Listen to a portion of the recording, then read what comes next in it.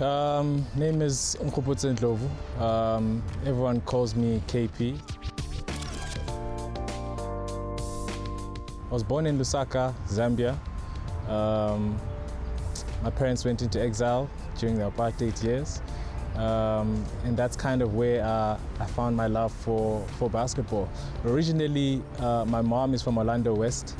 Yeah, during those years, things were really rough. And she decided to join the movement. My passion for basketball actually started there.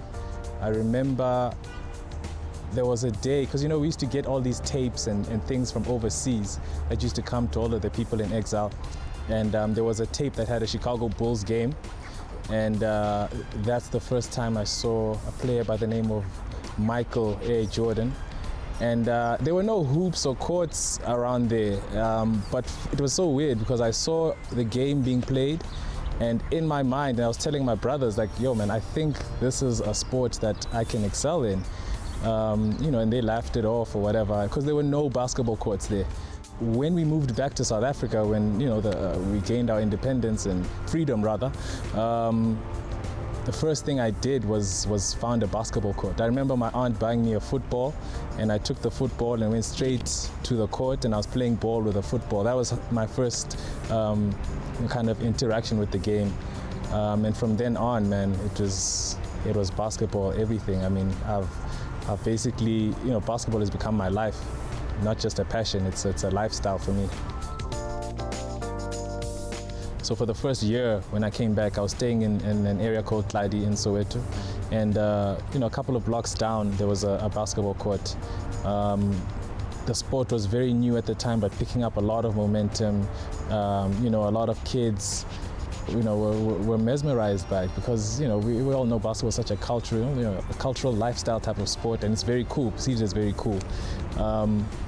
You need to understand, I worked hard on my game, especially in the earlier years. I was doing left-hand layups, I was doing anything. Whenever I'd master something, I'd look for the next thing I was terrible at, and then I'd master that. I think the first time I actually met KP, I was 18 years old, we were playing in the provincial tournament.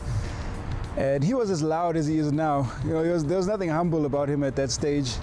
He knew he was a good player, and he took the time to let everybody else know how good he was. I remember went up to him and I was like, hey man, you're pretty good. He was like, I know. And I was like, okay, so show me a move, show me what you got. KP took the ball, he did a little crossover, and I wasn't as skilled at the time, and he showed me a little something, and I was like, okay, maybe this guy can play a little bit.